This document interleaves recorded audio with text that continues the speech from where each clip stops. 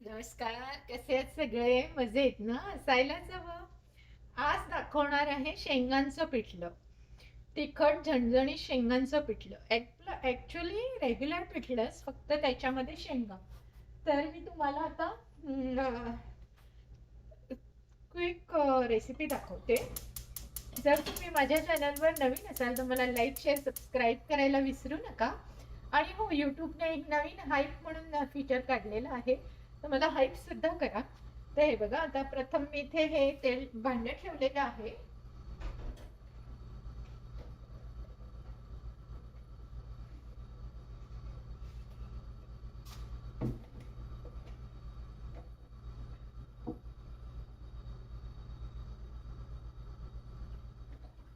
याच्यामध्ये मी 2 मोठे चमचे तेल घालून घेतलेलं आहे. 2 मोठे चमचे तेल घातले. आता मी ह्याच्यात हिंग, मोहरी, जिरं घालत आहे. तेल तापेपर्यंत आपल्या बाकीच्या सगळ्या वस्तू आपण काढून घेत आहोत.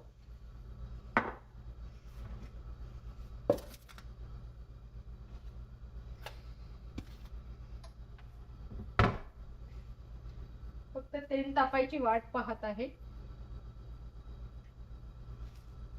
हे बघा, आता साधारण आपलं तेल तापलेलं आहे.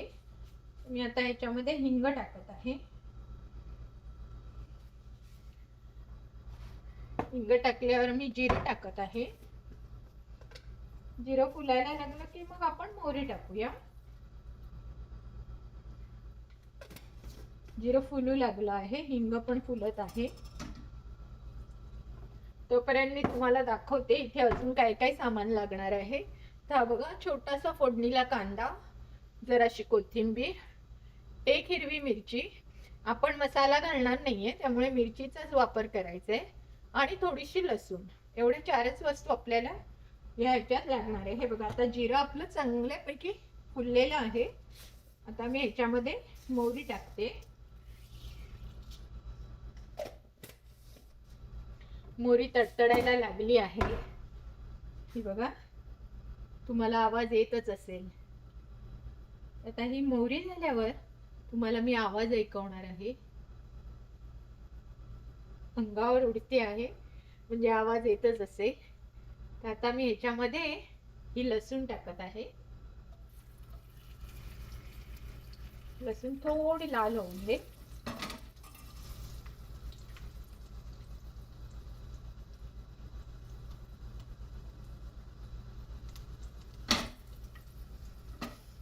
काही लोक ह्यामध्ये कढीपत्ता सुद्धा टाकतात. माझ्याकडे आज कढीपत्ता नाही आहे म्हणून मी आज कढीपत्ता टाकत नाही. तर मी नेहमी याच्यात कढीपत्ता पण टाकते. कढीपत्त्याचा स्वाद खूप छान येतो. आता हे बघा, ही मिरची टाकत आहे. त्यानंतर हा कांदा टाकत आहे आणि थोडी कोथिंबीर मी वर टाकायला ठेवत आहे आणि बाकी सगळी मी कांद्यावरच टाकत आहे. गॅस मात्र आपला आता एकदम मीडियम ठेवायचा आणि याला छानपैकी असं शिजवून घ्यायचं. मस्त सुगंध सुटलेला आहे. आता ह्याच्यावर आपल्याला मसाले म्हणजे काय टाकायचे, फक्त हळद टाकायची आहे.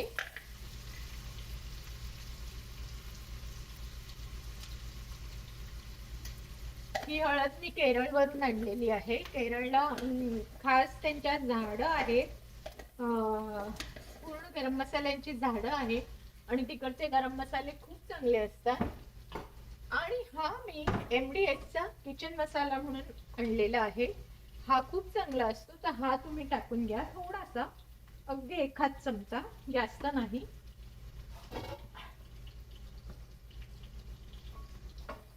आता आपलं सगळं ह्याच्यावर टाकून झालेलं आहे. आणि MDH मसाल्यामध्ये मीठ असतं म्हणून या कांद्यावर अगदी थोडं मीठ घाला, जेणेकरून ते आपल्या शेंगांना लागलं पाहिजे. एवढंच घालायचं आहे, जास्त नाही घालायचं आहे. आता हे बघा, हे कांदा झाल्यावर तुम्ही काय करणार आहात, त्याच्यावर या ज्या शेंगा आहेत या मी इथे अशा सोलून पाण्यात टाकलेल्या आहे. तुम्हाला जर शेंगा कशा सोलायच्या हे माहीत नसेल तर माझा एक शेंगा कशा सोलायचा हा व्हिडिओ आहे, तो अगदी आवर्जून बघा. त्यामध्ये या बघा, ह्या अशा शेंगा आहे. तर मी ह्या आता टाकत आहे.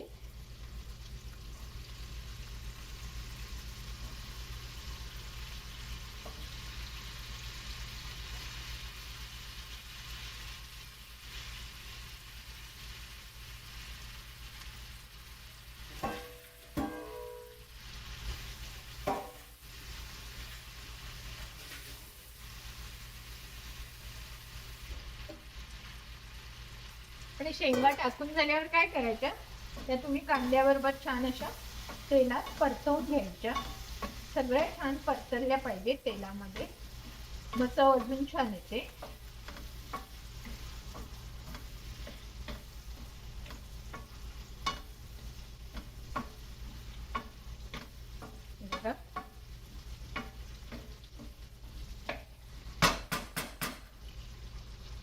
थोडं मीडियम करते आणि आता ह्याच्यावर आपल्याला पाणी टाकायचं आहे. बघा पाणी टाकले आणि आता झाकून ठेवते. आता आपल्या शेंगा शिजेपर्यंत मी तुम्हाला पीठ कसं करायचं ते दाखवते.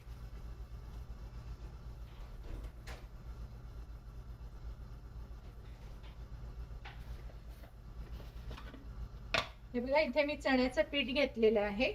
माणसी साधारण एवढं लागतं, तर मला आता 4 माणसांचं करायचं आहे म्हणून मी एवढं पीठ घेत आहे. 4 माणसांसाठी 3 आणि 4 चमचे. ओके.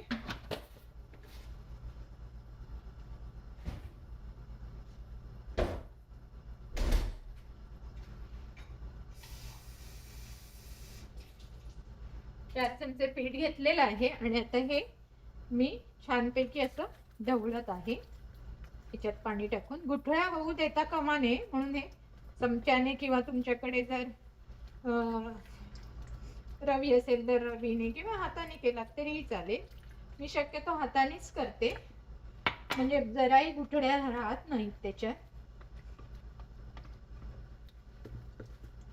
हे बघा कसं मस्त असं पीठ आता होऊन गेलेलं आहे.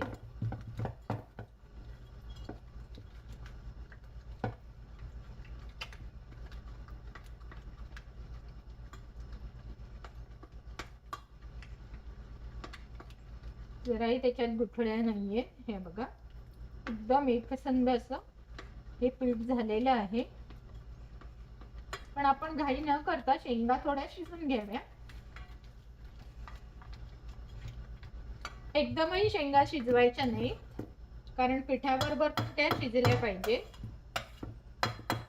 आता पिठात मी थोडंसं मीठ टाकते. हळद आपण ऑलरेडी टाकलेलं आहे. शेंगांना पण लागलं पाहिजे म्हणून आपण ऑलरेडी टाकलं आणि पिठालाही लागलं पाहिजे म्हणून पिठात थोडं टाकायचं. हे बघा शेंगांना छान उकळी आलेली आहे आणि जास्त शिजवायची नाही शेंग कारण या पिठाबरोबर ती पुन्हा शिजणार आहे.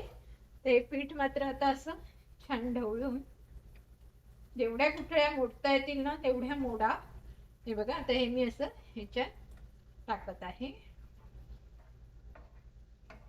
आणि कितपत तुम्हाला पातळ हवं तेवढं पातळ करायचं कारण हे पीठ लगेच जाड होत जातं. हे बघा पीठ लगेच जाड होत चालले.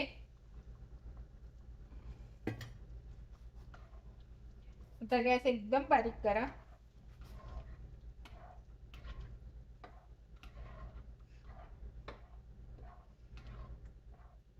बघा किती घट्ट झालेलं आहे. आपल्याला अजून थोडं पाण्याचा प्रवाह हे घालावा लागेल.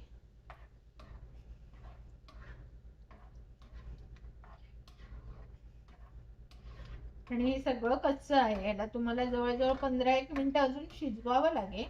पण आधी आपण थोडीशी चव घेऊन बघूया याला मीठ हळद मसाला बरोबर आहे का. जर तिखट नसेल तर मग तुम्ही थोडासा मसाला घालू शकता. एकदम परफेक्ट चव झालेली आहे. मीठही एकदम परफेक्ट आहे. मसाला जरा थोडा घातला तर चालू शकेल.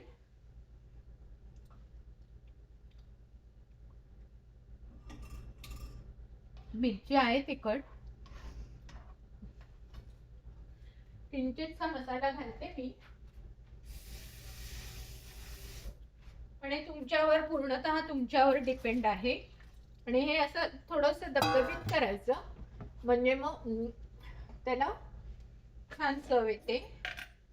मी अगदी किंचितसा मसाला घालत आहे. बाकी अगदी प्रमाणात पडलेलं आहे सगळं.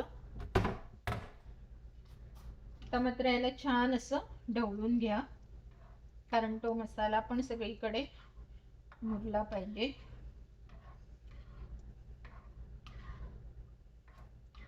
आणि हे सगळं एकजीव करून झाल्यानंतर 15 मिनिटं तुम्ही त्याला उघडायचं नाही, बरोबर टाइम लावून बसायचं. आणि 15 मिनिटांनी मी तुम्हाला दाखवणार आहे की आपलं पिठलं कसं रेडी झालंय ते. हे बघा, आता हे सगळं मी मिक्स करून घेतलं. अप्रतिम. आता 15 मिनिटं हे वाफेवरच शिजू द्यायचं. गॅस अगदी बारीक ठेवायचा, जेणेकरून ते कच्चं पीठ असतं तर ते शिजायला पाहिजे. तर आता 15 मिनिटांनी आपण नंतर पाहू. हे बघा, आता आपण 15 मिनिटांनी बघत आहोत. बघा काय सुंदर वाफ आलेली आहे आणि सुगंध सुटलेला आहे. आणि छान असं हे आपलं पिठलं झालेलं आहे. धड जाडही नाही, धड पातळही नाही, असं दबदबीत सुंदर लाईक पिठलं कसं असतं तसंच झालेलं आहे. आता मी एक शेंग घेऊन बघत आहे की ती शिजली आहे की नाही. जर ती शिजली नसेल तर आपल्याला थोडा वेळ अजून ठेवावं लागेल. मला वाटतं थोडं अजून शिजवावं लागेल, किंवा मी खाऊनच बघू का. म्हणजे काय होईल, आपल्याला अंदाज येईल की शेंग शिजली आहे का पिठलं तर शिजलेलंच आहे. पिठलं अगदी अप्रतिम झालेलं आहे. आणि हे मी त्याच्यावर कोथिंबीर टाकत आहे आणि शेंग मी खाऊन बघते. मस्त शिजली आहे. मला आता अजून नाही शिजवायचंय. मी गॅस बंद करत आहे आणि हे झाकून ठेवून देते. तुम्हाला जर हा व्हिडिओ आवडला असेल तर नक्की मला लाईक, शेअर, सबस्क्राईब करायला विसरू नका. बाय.